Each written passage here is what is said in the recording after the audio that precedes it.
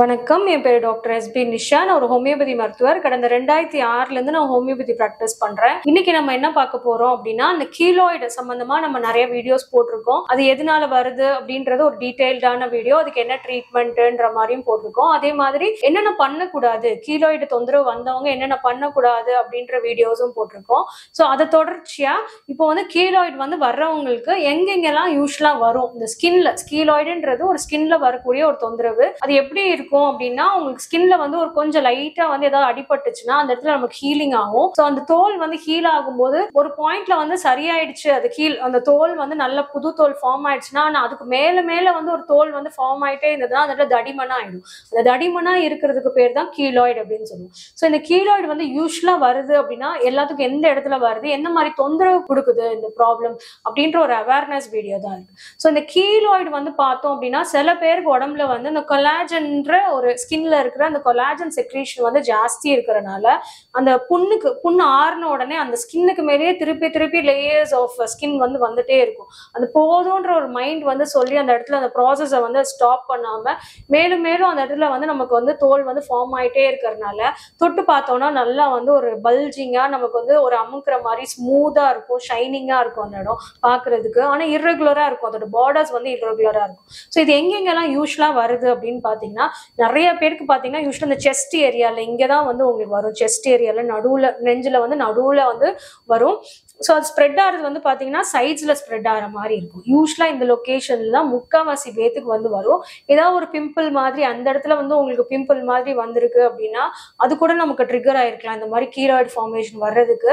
So once வந்து அது வந்து ஒரு நல்ல ஒரு திக்காக வந்து ஒரு இன்ச்சுக்கு இந்த அளவுக்கு வந்துருச்சுன்னா அது வந்து மற்ற இடத்துக்கும் லைட்டாக வந்து நெஞ்சு பகுதியிலேயே வேற அங்கங்கே வந்து ஒரு பிம்பிள் மாதிரி அங்கங்கே புள்ளி புள்ளியாக வந்து அந்த இடத்துலையும் கீலாய்டு வர்றதுக்கு நிறைய பேருக்கு அந்த மாதிரி சான்சஸ் இருக்கு. அதே மாதிரி இந்த தோள்பட்டையில, உங்களுக்கு கையில இந்த இடத்துல, இந்த மாதிரி முதுகுல, உங்களுக்கு இந்த மாதிரிலாம் யூஸ்வலா உள்ள லொகேஷன். ஆனா ஃபர்ஸ்ட் ஒரு 90% வந்து பாத்தீங்கன்னா நெஞ்சுக்கு நடுவுல தான் இருக்கும். ஸோ மற்ற இடம் நான் சொன்ன மாதிரி ஷோல்டர்ல, முதுகுல, கையில, ஃபேஸ்ல வந்து பிம்பிள்ஸ் வந்திருந்தா கூட அது சரியாகும் போது கூட சில பேருக்கு கீலாய்டா வரும். ஸோ சில பேருக்கு இந்த மாதிரி சிக்கன் பாக்ஸ் அம்மை போடுதுன்னு சொல்லுவோம் இல்லையா, ஸோ அந்த அம்மை போட்டு அந்த தழும்புல இருந்து கூட சில பேருக்கு கீலாய்டு மாதிரி வரும். ஷேவ் பண்ணாங்கன்னா அந்த ஷேவ்ல ஏதாவது கட் ஆயிடுச்சுன்னா அந்த இடத்துல வந்து உங்களுக்கு கீலாய்டு மாதிரி வரும். உங்களுக்கு காது குத்தி இருந்தாங்கன்னா அந்த காது குத்தின இடத்துல அந்த ஓட்ட இடத்துல வந்து உங்களுக்கு சில பேருக்கு கீலாய்டு மாதிரி ஃபார்ம் ஆகும். சில பேருக்கு ஒரு கட்டா இருக்கு, எங்கேயாவது வந்து ஒரு ஏதோ ஒன்று கீறிடுச்சு அப்படின்னாலும் அந்த இடத்துல வந்து உங்களுக்கு கீலாய்டு ஃபார்மேஷன் வரும். சர்ஜரி ஏதாவது பண்ணியிருக்காங்க, ஸோ அதை கட் பண்ணியிருக்காங்க, ஒரு சிசேரியன் பண்ணியிருக்காங்க, அதனால ஒரு வயிற்றுல வந்து ஒரு கட்டு இருக்கு அப்படின்னாலும் அந்த இடத்துலயும் நமக்கு வந்து கீலாய்டு ஃபார்ம் ஆகிறதுக்கு நிறைய சான்சஸ் இருக்கு. ஸோ இந்த மாதிரி நிறைய சான்சஸ் வந்து நமக்கு வந்து கீலாய்டு ஃபார்ம் ஆகிறதுக்கு நிறைய காரணங்கள் இருக்கு. ஆனா இது எல்லாத்துக்குமே வராது. 1000த்துல 10 பேருக்கு இந்த அளவுக்கு வந்து இந்த கீலாய்டு ஃபார்மேஷன் வந்து வருது. ஆனா இந்த காலகட்டத்துல பாத்தீங்கன்னா நிறைய பேருக்கே இந்த ப்ராப்ளம்ஸ் இருக்கு. இது வந்து ஒரு ஜெனட்டிக்லாவும் இப்ப அப்பா அம்மால வந்து யாருக்காவது வந்து அப்பா அம்மா சைட்ல யாருக்காவது ஒண்ணு விட்ட ரிலேஷன்ஸ்க்கு யாருக்காவது இருந்தாலும் நம்ம ஜெனட்டிக்லா அந்த அந்த ஸ்கின் டைப் வந்து நமக்கு வர்றதுக்கும் சான்சஸ் இருக்கு.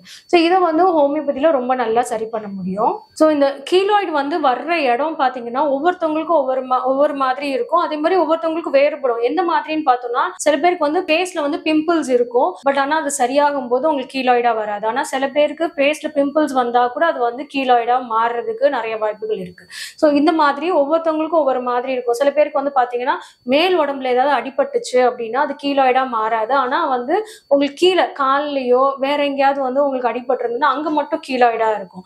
ஸோ ஃபார்மேஷன் வந்து அந்த இடத்துல மட்டும் உங்களுக்கு ஸ்கின் வந்து அந்த மாதிரி உங்களுக்கு ஃபார்ம் ஆகும். அதே மாதிரி வந்து சில பேருக்கு வந்து சின்ன குழந்தைங்கள்ல வந்து அடிபட்டு இருந்தது அப்படின்னா அப்பெல்லாம் வந்து அவங்களுக்கு கீலாய்டு ஃபார்மேஷனே இருந்திருக்காது. சின்ன பிள்ளைல அடிபடும் போதெல்லாம் நல்லா ஹீலா இருக்கும், நார்மல் ஸ்கின்னா தான் அவங்களுக்கு இருந்திருக்கும். ஆனா ஒரு 20 வயசுக்கு மேல ஆகும்போது அடிபட்டு இருந்ததுன்னா அவங்களுக்கு வந்து கீலாய்டு ஃபார்மேஷன் அப்ப மட்டும் உங்களுக்கு ட்ரிகர் ஆயிருக்கும். ஆனா சில பேருக்கு பாத்தீங்கன்னா சின்ன குழந்தையிலேயே அடிபடும் போதே அந்த இடத்துல கீலாய்டு ஃபார்மேஷன் இருக்கும். அது வந்து பெரிய ஆள் ஆனதுக்கு அப்புறமே அது சரியாகாம இருக்கும், ரொம்ப தடிமனா இருக்கும் அது. ஸோ அதனால வந்து சில பேர் வந்து சர்ஜரி பண்ணலாம். ஸோ ஏஜ் ஆகுது, குழந்தைங்களுக்கு ஏஜ் ஆகும் போது இது வந்து அவங்களுக்கு வந்து ஒரு மாதிரி மன ரீதியா அவங்களுக்கு கொஞ்சம் கஷ்டத்தை கொடுக்கும். கல்யாண வயசுல இருக்கனால பையனா இருந்தாலும் சரி பொண்ணா இருந்தாலும் சரி இது ஒரு ப்ராப்ளமா இருக்கு, ஸோ பிறக்க போற குழந்தைக்கு இதே மாதிரி வருமா, ஸோ அதுக்கு முன்னாடி நான் சரி பண்ணணும், இந்த மாதிரி நிறைய வந்து ஒரு எக்ஸ்பெக்டேஷன்ஸோட இருக்காங்க. ஸோ அவங்களுக்குலாம் வந்து ஹோமியோபதி ஒரு நல்ல தீர்வா இருக்கும். ஸோ ஹோமியோபதியில பாத்தீங்கன்னா இது வந்து சரி பண்றதுக்கு இன்டர்னலா மெடிசன்ஸும் உங்களுக்கு வந்து எக்ஸ்டர்னல் அப்ளிகேஷனும் நம்ம கொடுப்போம்.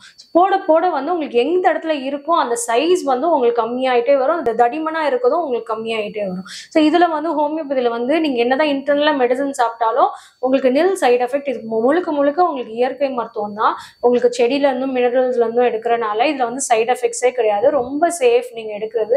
எந்த ஏஜ் குரூப், ரொம்ப குழந்தைங்க ஒரு 2ஆம் கிளாஸ் தான் படிக்கிறாங்க, ஒரு 3rd ஸ்டாண்டர்ட் 4th ஸ்டாண்டர்ட் தான் படிக்கிறாங்கன்னா அவங்களும் எடுக்கலாம். ரொம்ப அடல்ட் கல்யாணம் ஆகாத பிள்ளைங்களா இருக்காங்க, இல்லாட்டி உங்களுக்கு ரொம்ப ஏஜ் ஆனவங்க ஒரு 30-40+ இருக்காங்க அப்படின்னாலும் நீங்க எடுக்கலாம். ஸோ இது ரிலேட்டடா நம்ம வந்து மற்ற வீடியோஸ் கீலாய்ட் ரிலேட்டடா மற்ற வீடியோஸும் தெளிவான விளக்கத்தோட நம்ம கொடுத்துருக்கோம். கீழே உங்களுக்கு டிஸ்கிரிப்ஷன்ல உங்களுக்கு ஆட் பண்றேன், நீங்க அதையும் போய் பார்த்துக்கலாம். ஸோ இது ரிலேட்டடா உங்களுக்கு எதுவும் டவுட்ஸ் இருந்ததுன்னா நீங்க கமெண்ட் செக்ஷன்ல கொடுங்க, நான் ரிப்ளை பண்றேன். நன்றி, வணக்கம்.